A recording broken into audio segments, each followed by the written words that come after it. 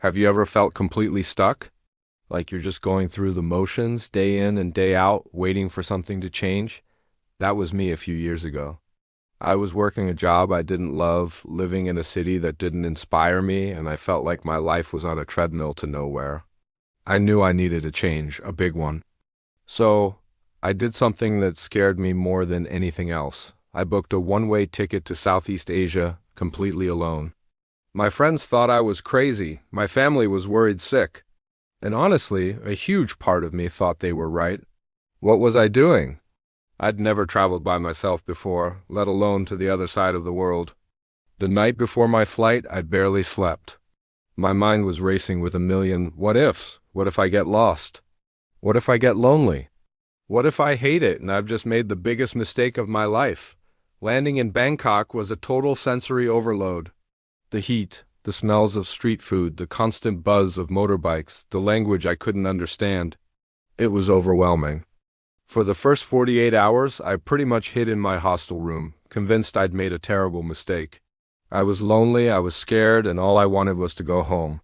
But then something shifted. I told myself I didn't come all this way just to hide.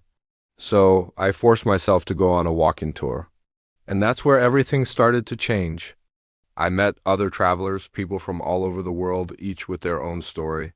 We shared a meal, laughed at my terrible attempts to use chopsticks, and suddenly I wasn't so lonely anymore. That small step gave me the confidence to take another, and then another.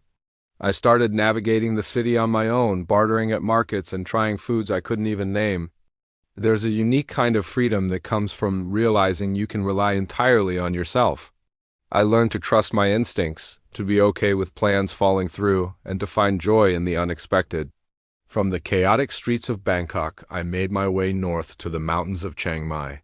I spent a week volunteering at an elephant sanctuary, waking up at sunrise to bathe these gentle giants in the river. It's a moment I'll never forget. It was so grounding, so disconnected from the digital noise of my old life. It reminded me of the importance of being present, of connecting with nature and with other living beings in a meaningful way. One of the biggest lessons I learned was the power of yes. Before this trip, I was a no person. Scared of the unknown, I'd say no to new experiences. But on the road, I started saying yes to everything. Want to go scuba diving in the Phi Phi Islands? Yes. Want to take a 12-hour overnight train to a remote village?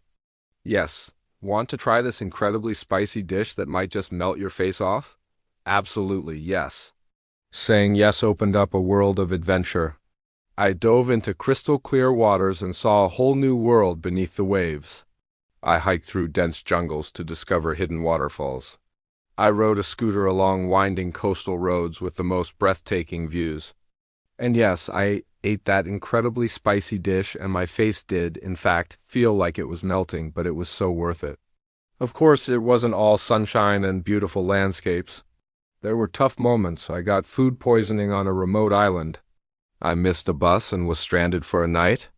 I had moments of profound loneliness where I de-sit and just missed the simple comfort of talking to someone who knew me.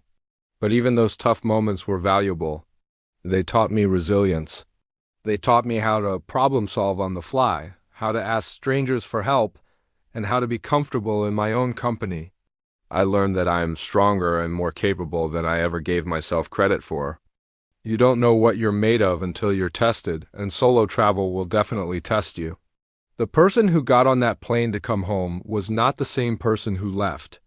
I came back with more than just souvenirs and a tan. I came back with a new perspective. The things that used to stress me out back home suddenly seemed so small. I had navigated foreign countries by myself. I could definitely handle a tough day at work. This experience didn't just give me cool stories to tell. It fundamentally changed the direction of my life. I realized the job I had wasn't fulfilling me, so I found the courage to quit and pursue a career I was actually passionate about. I learned that I value experiences over possessions, so I simplified my life and started saving for more adventures instead of more stuff. Most importantly, I learned to love my own company. Being alone stopped being scary and started feeling like freedom. It gave me the space to figure out who I was and what I really wanted from life, away from the expectations of everyone else. So, if you're feeling stuck, if you're hearing that little voice inside you whispering for a change, maybe it's time to listen. I'm not saying you have to sell everything and fly across the world. A solo trip could be a weekend in a nearby city you've never explored. The point is to push yourself out of your comfort zone, to challenge yourself, and to give yourself the gift of discovering what you're capable of. It might just be the best decision you ever make. It certainly was for me. Thank you so much for listening to my story. If this resonated with you, or if you have your own solo travel stories, I'd love to read them in the comments below. Don't forget to like and subscribe for more adventures. See you next time.